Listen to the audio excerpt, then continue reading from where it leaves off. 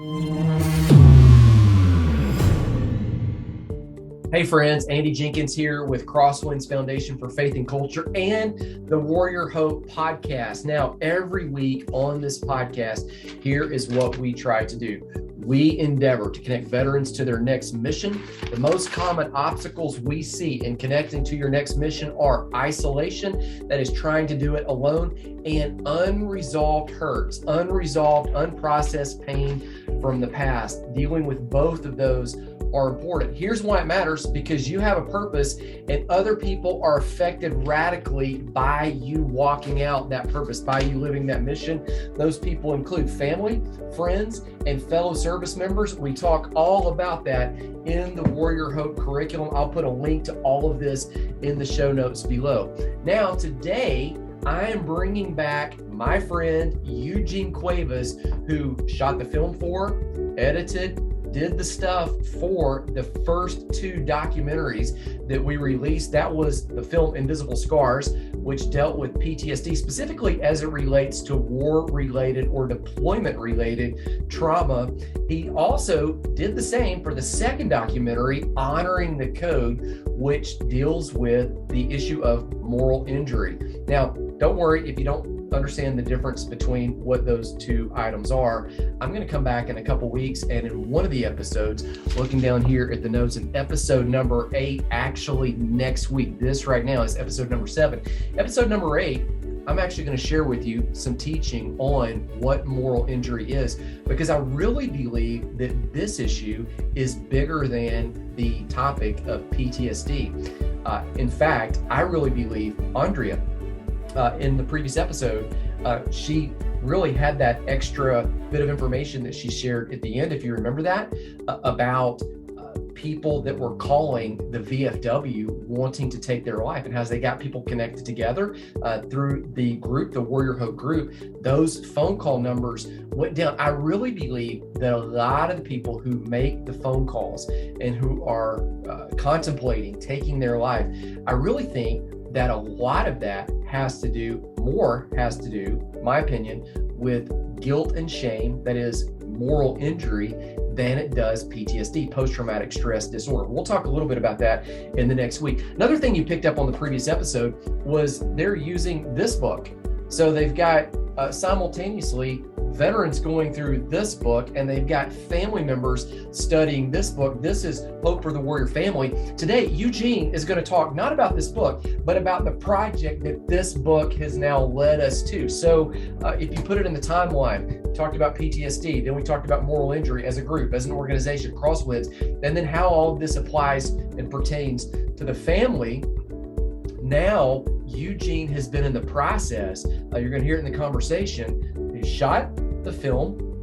Now they're editing all of the film for a documentary that we are shooting on the Warrior Family and Hope for the Warrior Family. He'll even give you the working title that he is about to nail down inside the talk right here. So let's just roll there. I'll be back at the end, and I'll give you some of my takeaways. And then also, I've got a special treat for you after that.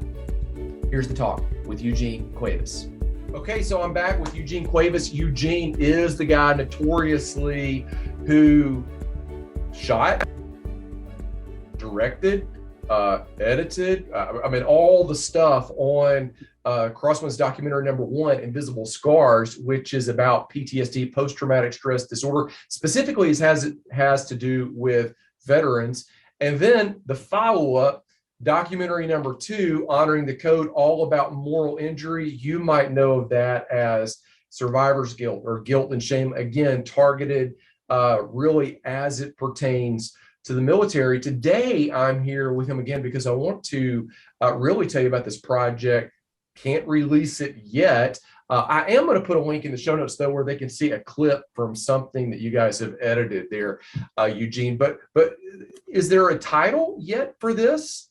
I mean, if I can be so bold, if I could be so bold as to, this is a working title. So if this is released, if you see this film a year from now, don't come back and say, Eugene said this was titled something else. But the working title is When Trauma Comes Home.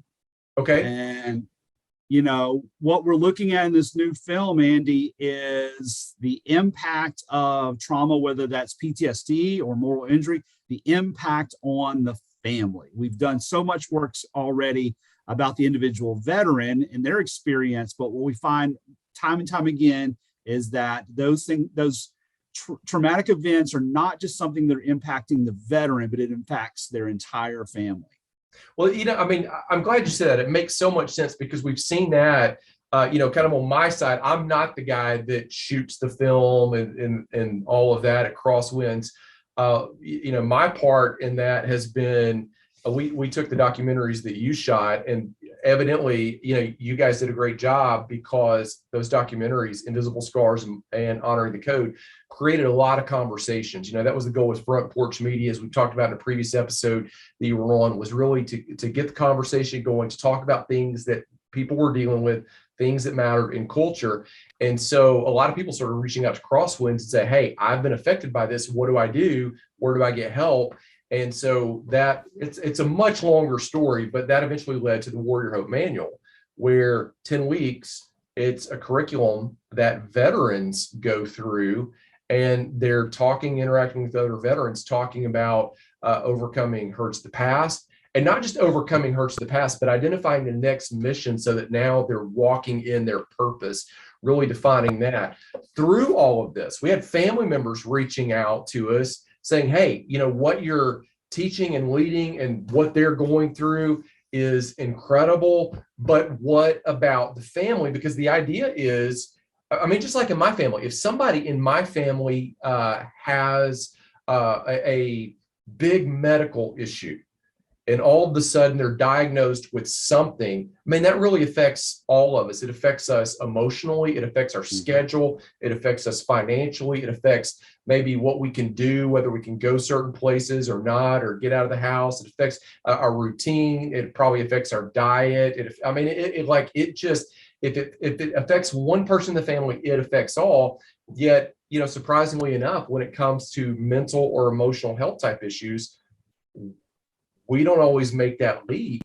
Yet, that leap was kind of made for us when some of the families of the veterans started saying, hey, if they're walking towards health and healing, man, this has affected us all. Because a lot of families have lived, if a veteran was deployed, that meant the family went without the mother or father for a year or so. Not only was the veteran away, but like the family was missing a significant person.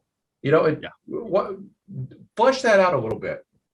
So, because when we're talking about stress here, we're not, its impact is multifaceted. You mentioned just simply it starts with deployment often, where the veteran is deployed and the rest of the family is at home still going through life, but also worried about their service member who's in the field, and worrying about are they going to make it home? Worrying about, how do I kind of balance other things here, keep going, yet understanding that my life partner is in this other situation.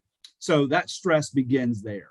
And then when that veteran comes home, everybody expects, it's just kind of a human, expectation of, we're just going to jump right back in to where things were, back to normal, right? And if we've learned culturally anything through the pandemic, we've learned that there is no normal, right? And once a big kind of impact happens, there's no going back to what it was before. If we can use that as an analogy, for you take somebody who's been deployed for 9, 10, 12 months, a year of their life, they come back, life has changed. Everybody's a year older. Life has moved on, and it is very difficult to plug back into that.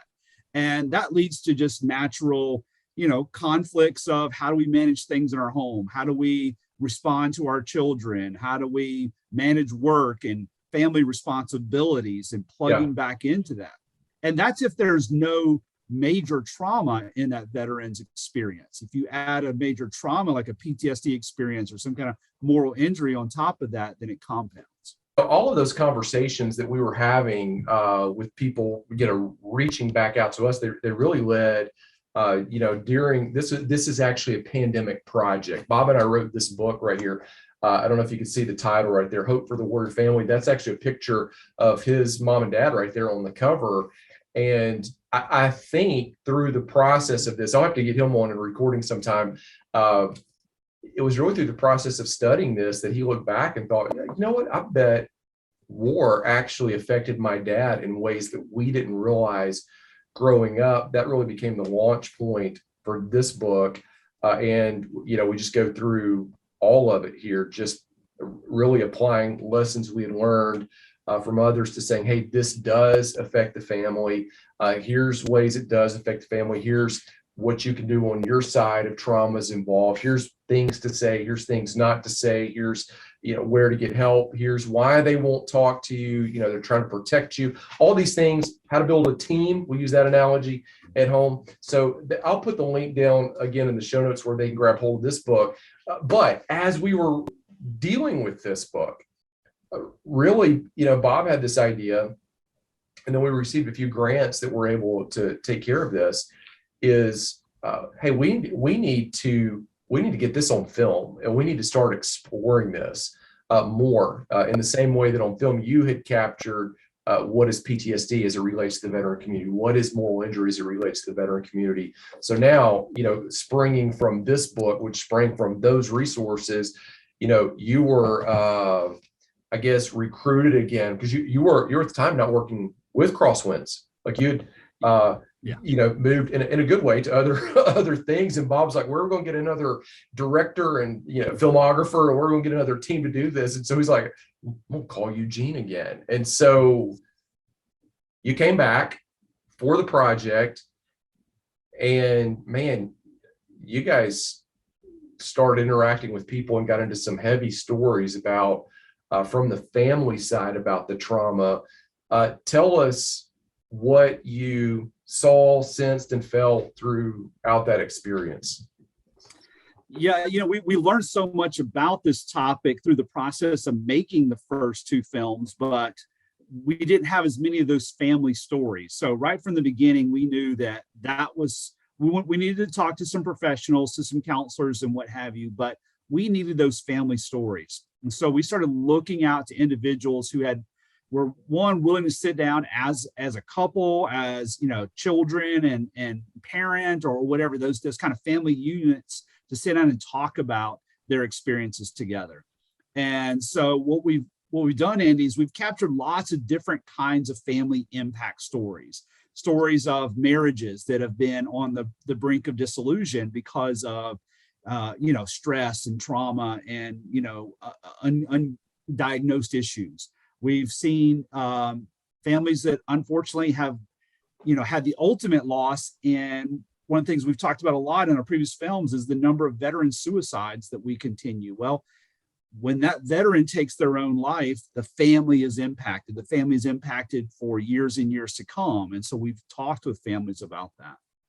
We've talked with adult children who have grown up in homes with a veteran parent, dealing with stress for years and talking about the impact that's had on their experience as a child, even as a young adult, going through that as a family.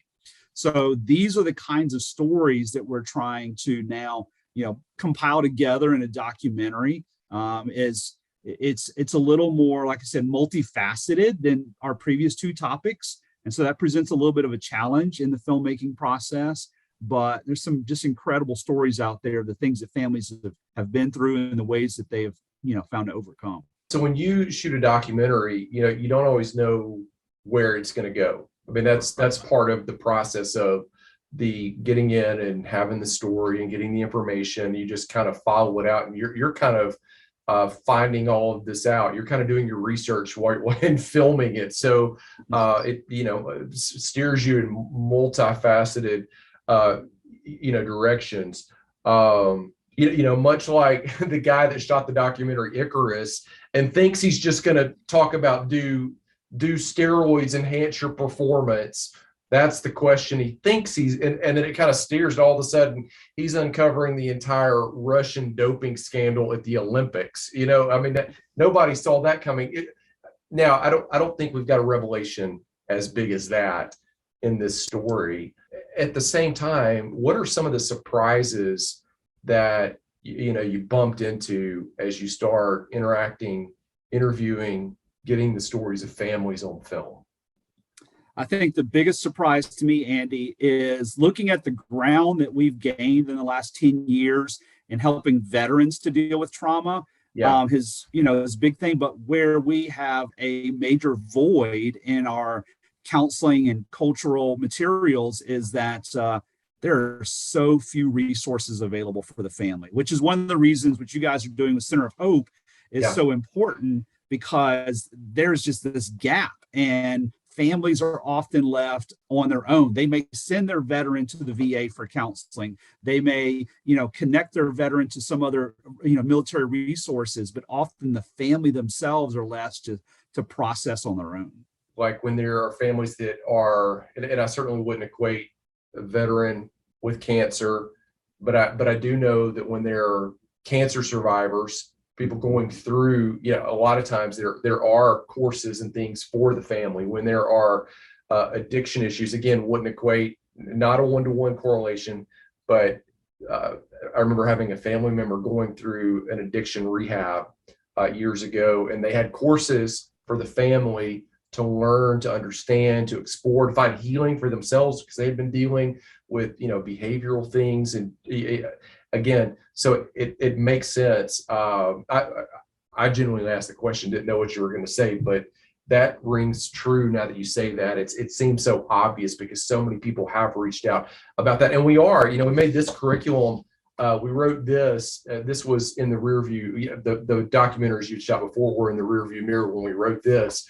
But now we're kind of working ahead of the game, knowing what you're doing and what's coming. And since we have, this is a textbook. It's about 200 pages long. No, 170 pages long that people can read. We're actually working on a curriculum that is going to be, don't have a working title at all. This is just what it's going to be. Is somehow a hope for the warrior family to help, spouses, significant others, kids, parents, all of that somehow deal with and walk through the healing process. And also, as we say in the Warrior Hope, heal and then launch into the next mission, walk into your purpose. What else have I not asked you that you're thinking, I wish you would have asked me this, or I would love to say, or people that are watching, listening to need to know about this project? Going back to what I was talking about, that gap in resources, I think one of the reasons that gap exists is because, as difficult sometimes as it is for a veteran to recognize their own trauma and to begin kind of saying, hey, I need help. Yeah. Families often want to put the onus on the veteran, say they need to get help. They need to get their problem, straightened out. And they don't realize that how much they actually need help themselves. And I think it's recognizing that need for the individual family members, for the spouse, for the children at whatever age. Recognizing that need is the first step in helping them as a unit, as a family unit, to really begin that healing process. Man, that's a great place to end right there. So the surprises that I've picked up from you are, when one person's affected, everybody in the family is affected. Right. Number two, there is a gap in resources for families. Right now, it seems like we're making some headway. Can always do more. They are making some headway addressing the needs that veterans have, but there is a gap in resources from the family. And then the third factor right there is that if you are a family, you may sense some kind of hurt or pain, but it's not all on the veteran. You're hurting as well, and there may be a blind spot there. No shame, no guilt, no condemnation at all. Just get it checked out and just go in and go for the help. And so we're excited to see what you put together. As always, you guys do incredible work. Thank you. Thank you again. Andy, really appreciate it. Thanks again. Okay, so there it is. Eugene, as I've thought multiple times when I've talked with him and had him on the show here, is not just a great filmmaker. The man is really brilliant and has an incredible understanding of all of this information. Here are the top 3 takeaways that I had. By the way, if you're on social media, I would love for you to share your takeaway and tag us in that. If you're listening or watching on YouTube, we'd love for you to just leave a comment there below. We would like to know how this is applying and hitting you where it matters the most. Takeaway number 1 for me is veterans have resources available, but what of the family? That's true. There are incredible resources out there for veterans. A lot of times we don't necessarily connect them to all of them. I think there's a better job being done on all of that, but what about the family? This resource, I'll put the link to it in the show notes down below, Hope for the Warrior Family, where you can grab that. And I think that's why this documentary is going to be, I really think it'll be as groundbreaking as the PTSD documentary and the moral injury documentary. Where number 2, this is important. If one family member is affected, everybody in the family is affected. And they're all affected in different ways. And the ways they're all affected all affect each other. So that means that when the warrior comes home from deployment, they coming back affect everybody. But it also means what everybody else that's been in the family that was left behind during the deployment, it also means that they also affect everyone. So it's not like just one person has some baggage. It's not like one person just has some stuff to deal with. Everybody has things to deal with, that everybody's stuff affects everyone else. And hey, if we know that, we can just push together and get through anything together once we all decide that we're all in. Number 3, my final takeaway is this. You might be more affected than you realize. And that's okay. Now, we saw this in a previous episode that Andrea mentioned that she had a blind spot about her own PTSD. You in the same way might be more affected. And I'm really directing this comment to family members, not necessarily the veteran. It is a given. People by now, they understand that when a veteran comes back from deployment, they're carrying some kind of just stuff with them of varying degrees. But what we have not realized is that it's probably a given that family members are carrying something as well. And that's fine. Once we get it out on the table, hey, just get it out in the light. Freedom is found in the light. Thank you so much for joining me. Again, my name is Andy Jenkins. I'm about to sign off. Every week on the Warrior Hope podcast, we connect veterans to their mission. The most common obstacles that we face are, number 1, it's isolation. Number 2, unprocessed pain, unhealed hurts from the past. And we really believe that it's important that you identify that mission, because you have a purpose for which you were created. And there are people that purpose is going to radically affect. It's going to enhance the lives of your family, of your friends, of fellow service members. Now, that second one, or that first one, your family. I want to roll into some footage right here. Eugene gave me permission to share some of the interview with one of the families from his working title of When Trauma Comes Home. And so I'm going to leave this episode with you right here. Whether you're watching, you can see it. If you're listening, it will make sense, because you will hear the conversation in real time and space with real people who were dealing with the fact that trauma does not just affect the service member, it affects the family, and it affects the family even when the service member doesn't come home. Here's footage from the actual documentary that's in process right now.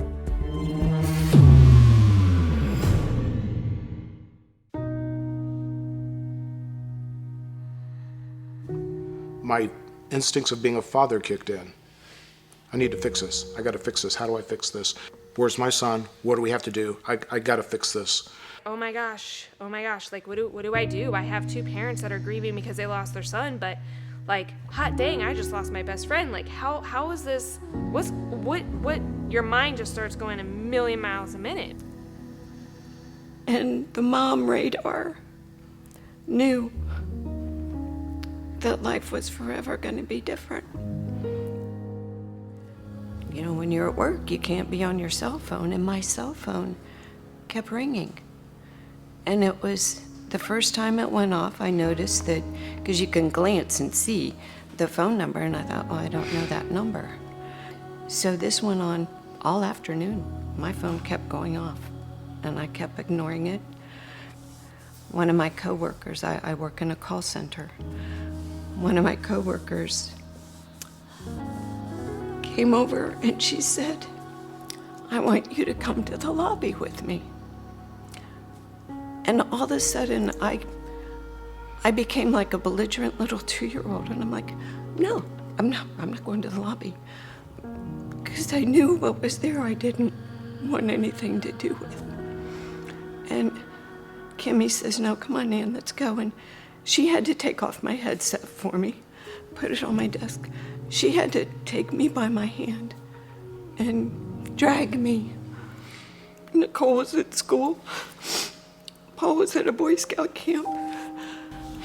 I finally found the address of the camp he was at. And about the time I found that, Nicole pulled up out back. I didn't even make it up the steps when the Marine Corps, our 2 casualty assistant officers walked out the door. And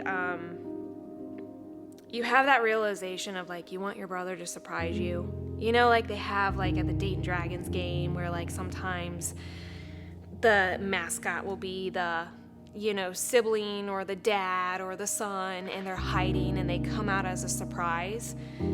I was thinking when they walked out, one split second, oh my gosh, he came home. Why is he here? You know, and then the whole realization of, oh wow, this isn't good. He's either injured or he's killed. And as a mom, you want to run and hug your baby girl and tell her what happened, and they told me I couldn't. They had to go tell her, and I know they have their protocol. So I had to stand up on the deck. But they gave her the news that devastated her. I'm at a Boy Scout camp. I'm doing adult leader training other adults on how to do high adventure. And I look up, and I'm in this big room, and there's a glass windows. It's at a visitor center at a local state park. And I see my wife, and I think, how awesome my wife is coming out and got off work maybe a little early to come out to join us because she's also a scout leader. I thought, awesome. And I see her, and she's not smiling. And then I see 2 people beside her, and I see the Marines, and I see the uniform. I threw everything I had in my hands through. And I mean, they don't have to tell you anything.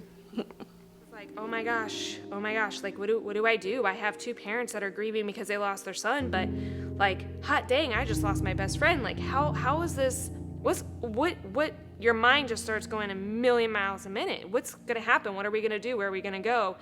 Can't make decisions, can't do anything. And we were just impossible. Just the 3 of us were just impossible. People grieve differently. I expected everybody to be a certain way at a certain time, and I'm feeling this way right now, so you should feel that way right now. It's just not the case. And we had to learn to respect each other's place, and being understanding of that process is huge. The grief book that they gave us, in that grief book, which I was searching for answers, right? How do siblings do this? 2 pages. Well, that doesn't help me. 2 pages on siblings' grief. 2 pages. The rest is all on the parents, the spouse, and the child. But 2 pages for a person that is the closest in DNA you'll ever get to a sibling. For a sibling. They grew up together. They knew everything about each other. The ins, the outs, the ups, the downs, the goods, the bads. They're bonded like no other in this world.